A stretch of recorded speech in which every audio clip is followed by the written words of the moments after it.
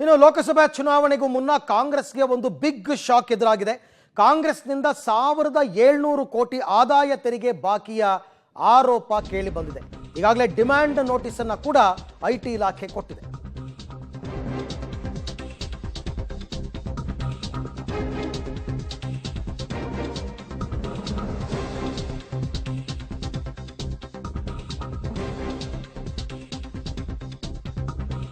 ಕಾಂಗ್ರೆಸ್ 1700 ಕೋಟಿ ಆದಾಯ ತೆರಿಗೆ ಬಾಕಿಯನ್ನು ಉಳಿಸಿಕೊಂಡಿದೆಯಂತೆ. ಆದಾಯ ತೆರಿಗೆ ಇಲಾಖೆಯಿಂದ ಕಾಂಗ್ರೆಸ್ಗೆ ಡಿಮ್ಯಾಂಡ್ ನೋಟಿಸ್ ಕೂಡ ಕೊಡಲಾಗಿದೆ. 2017-18ರಿಂದ 2020-21 ವರ್ಷಕ್ಕೆ ಬಾಕಿ ಉಳಿದಿರುವ ತೆರಿಗೆ ಹಣ ಇದು. ಅದರ ಜೊತೆಗೆ ಬಡ್ಡಿ ಹಾಗೂ ದಂಡ ಸೇರಿ 1700 ಕೋಟಿ ಬಾಕಿ ಇದೆ. ಡಿಮ್ಯಾಂಡ್ ನೋಟಿಸ್ ಅಂದರೆ ಇದನ್ನು ತುರ್ತಾಗಿ ಕಟ್ಟತಕ್ಕದ್ದು ಅನ್ನೋ ರೀತಿಯಲ್ಲಿ ನೋಟಿಸ್ ಐಟಿ ಇಲಾಖೆಯಿಂದ ಹೋಗಿದೆ.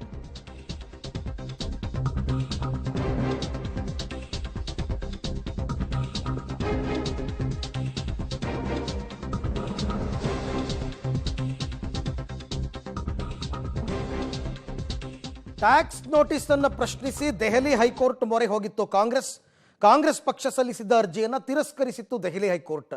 ಈ ಬೆನ್ನಲ್ಲೇ ಆದಾಯ ತೆರಿಗೆ ಇಲಾಖೆ ಅಧಿಕಾರಿಗಳು ಕಾಂಗ್ರೆಸ್ಗೆ ನೋಟಿಸ್ ಅನ್ನು ಕೊಟ್ಟಿದ್ದಾರೆ. ದಂಡ ಬಡ್ಡಿ ಎಲ್ಲ ಸೇರಿ ಒಟ್ಟು 1700 ಕೋಟಿ ರೂಪಾಯಿಯನ್ನು ಕಟ್ಟುವ ಅನಿವಾರ್ಯತೆ ಈಗ ಎದುರಾಗಿದೆ.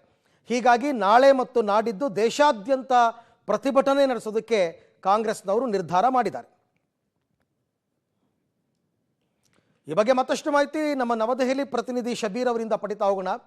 ಶಬೀರ್, ಇತ್ತೀಚೆಗಷ್ಟೇ ಬ್ಯಾಂಕ್ ಅಕೌಂಟನ್ನು ಸೀಸ್ ಮಾಡಿದಾಗ, ಕಾಂಗ್ರೆಸ್ ಬ್ಯಾಂಕ್ ಅಕೌಂಟ್ ಸೀಸ್ ಮಾಡಿದಾಗ ಕಾಂಗ್ರೆಸ್ನ ವರಿಷ್ಠರೆಲ್ಲ ಕೇಂದ್ರ ಸರ್ಕಾರದ ವಿರುದ್ಧ, ಬಿಜೆಪಿ ವಿರುದ್ಧ ಮುಗಿಬಿದ್ದಿದ್ರು. ನಮ್ಮ ಕಾರ್ಯಕರ್ತರಿಗೆ ಒಂದು ಟೀ ಕೊಡಿಸೋದಕ್ಕೆ ದುಡ್ಡಿಲ್ಲ, ರೈಲ್ವೆ ಟಿಕೆಟ್ ಕೊಡಿಸೋದಕ್ಕೆ ದುಡ್ಡಿಲ್ಲ ಅಂತ ಹೇಳಿದರು. ಈಗ ನೋಡಿದ್ರೆ 1700 ಕೋಟಿ ಕಟ್ಟಿ ಅಂತ ಹೇಳಿದ್ದಾರೆ. ಇದು ಕೂಡ ಒಂದು ಚುನಾವಣಾ ಅಸ್ತ್ರವನ್ನಾಗಿ ಕಾಂಗ್ರೆಸ್ ಬಳಸ್ಕೊಳ್ಳುತ್ತಾ ಹಾಗಾದ್ರೆ ಅಂತ? ಅರವಿಂದ್, ಅದರಲ್ಲಿ ಯಾವುದೇ ರೀತಿಯಾದಂತಹ ಅನುಮಾನಗಳಿಲ್ಲ. ಇವತ್ತು ಕೂಡ ಕಾಂಗ್ರೆಸ್ ನಾಯಕರು ಸುದ್ದಿಗೋಷ್ಠಿಯನ್ನು ನಡೆಸಿ ಬಿಜೆಪಿ ಮತ್ತೆ ಐಟಿ ಇಲಾಖೆಯ ವಿರುದ್ಧ ವಾಗ್ದಾಳಿಯನ್ನು ನಡೆಸುವಂತ ಕೆಲಸವನ್ನ ಕೂಡ ಮಾಡಿದ್ರು. ಮುಖ್ಯವಾಗಿ ಹಿಂದೆ 135 ಕೋಟಿ ಹಣ ಇರುವಂತ ಬ್ಯಾಂಕ್ ಅಕೌಂಟ್ ಅನ್ನ ಫ್ರೀಜ್ ಮಾಡಿದಂತ ಸಂದರ್ಭದಲ್ಲಿ ನಮಗೆ ಚುನಾವಣಾ ಖರ್ಚಿಗೆ ಹಣಕಾಸು ಇಲ್ಲದೆ ರೀತಿಯಾದಂತಹ ಪರಿಸ್ಥಿತಿ ನಿರ್ಮಾಣ ಮಾಡ್ತಾ ಇದ್ದಾರೆ ಅನ್ನುವಂತ ಆರೋಪವನ್ನ ಮಾಡಿತ್ತು. ಈಗ ಐಟಿ ಒಂದು ಹಂತದಲ್ಲಿ ಮುಂದುವರಿರುವಂತದ್ದು. ಈವರೆಗೂ ಕೂಡ ಉಳಿಸ್ಕೊಂಡಿರುವಂತಹ ಬಾಕಿ ಹಣ ಏನಿದೆ ಅದು 1823 ಕೋಟಿ ರೂಪಾಯಿ ಹಣ ಆಗುತ್ತೆ. ಅದರಲ್ಲಿ ಈಗಾಗಲೇ ಫ್ರೀಜ್ ಮಾಡ್ಕೊಂಡಿರುವಂತಹ ಒಂದಿಷ್ಟು ಹಣವನ್ನ ಲೆಸ್ ಮಾಡಿದ್ರೆ ಸುಮಾರು 1700 ಕೋಟಿಯಷ್ಟು ಹಣವನ್ನ ಕಟ್ಟಬೇಕಾಗತ್ತೆ. ಈ ಹಣವನ್ನ ಕೂಡಲೇ ಕಟ್ಟಿ ಅನ್ನುವಂತ ನಿಟ್ಟಿನಲ್ಲಿ ಒಂದು ನೋಟಿಸ್ ಅನ್ನ ಕೂಡ ಈಗ ಜಾರಿ ಮಾಡಿರುವಂತದ್ದು. ಹೀಗಾಗಿ ಕಾಂಗ್ರೆಸ್ ಈ ಒಂದು ಏನು ನೋಟಿಸ್ ಅನ್ನು ಕೂಡ ಚುನಾವಣಾ ಅಸ್ತ್ರ ಮಾಡ್ಕೊಳ್ಳೋದ್ರಲ್ಲಿ ಯಾವುದೇ ರೀತಿಯಾದಂತಹ ಅನುಮಾನ ಇಲ್ಲ.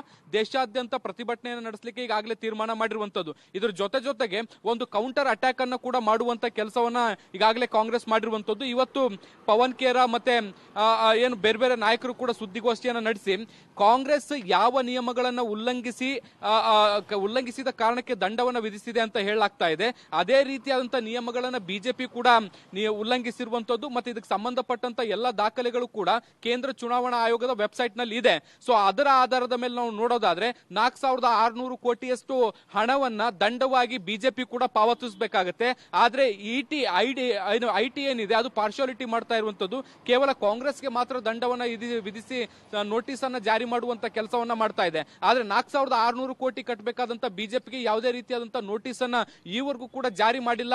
ಇದು ಯಾವ ರೀತಿಯಾದಂತಹ ನ್ಯಾಯ ಅನ್ನುವಂತ ರೀತಿಯಲ್ಲಿ ಪ್ರಶ್ನಿಸುವಂತ ಕೆಲಸವನ್ನ ಮಾಡಿದೆ. ಬಹುಶಃ ಇದೇ ಅಂಶವನ್ನ ಇಟ್ಕೊಂಡು ಅವರು ಸುಪ್ರೀಂ ಕೋರ್ಟ್ ಮೆಟ್ಟಿಲೇ ಇರುವಂತಹ ಸಾಧ್ಯತೆಗಳನ್ನ ಕೂಡ ನಾವು ನಿರೀಕ್ಷೆ ಮಾಡಬಹುದು. ಅರವಿಂದ್, ಅಂದ್ರೆ ಪ್ರಮುಖವಾಗಿ ಇಷ್ಟು ದಿನ ಕೇಂದ್ರ ಸರ್ಕಾರ ಇಡಿ ಮತ್ತು ಸಿಬಿಐನ ದುರ್ಬಳಕೆ ಮಾಡ್ಕೊತಿದೆ ಅಂತ ಕಾಂಗ್ರೆಸ್ನವರು ಆರೋಪ ಮಾಡ್ತಾ ಇದ್ರು. ಈಗ ಅದರ ಸಾಲಿಗೆ ಐಟಿ ಇಲಾಖೆ ಕೂಡ ಸೇರ್ಕೊಂತು ಅಂತ ಆಯ್ತು.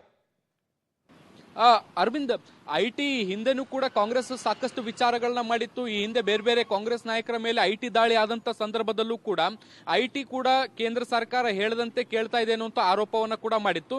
ಈಗ ಅದ್ರ ವಿರುದ್ಧದ ವಾಗ್ದಾಳಿ ಅಥವಾ ಅದ್ರ ವಿರುದ್ಧದ ಟೀಕೆ ಟಿಪ್ಪಣಿಗಳು ಇನ್ನಷ್ಟು ಹೆಚ್ಚಾಗಿರುವಂತದ್ದನ್ನ ಕೂಡ ನಾವಿಲ್ಲಿ ಗಮನಿಸಬಹುದು. ಇವತ್ತು ಸುದ್ದಿಗೋಷ್ಠಿ ನಡೆಸಿ ಮಾತನಾಡಬೇಕಾದಂತ ಸಂದರ್ಭದಲ್ಲೂ ಕೂಡ ಅವರು ಬಹಳ ಸ್ಪಷ್ಟವಾಗಿ ಹೇಳಿದ್ರು, 1700 ಕೋಟಿ ದಂಡ ವಿಧಿಸುವಂತಹ ಐಟಿ ಇಲಾಖೆ ಇದೇ ರೀತಿಯಾದಂತಹ ನಿಯಮಗಳನ್ನ ಉಲ್ಲಂಘನೆ ಮಾಡಿರುವಂತಹ ಬಿಜೆಪಿಗೆ ಯಾಕೆ ದಂಡ ದಂಡವನ್ನ ವಿಧಿಸ್ತಾ ಇಲ್ಲ.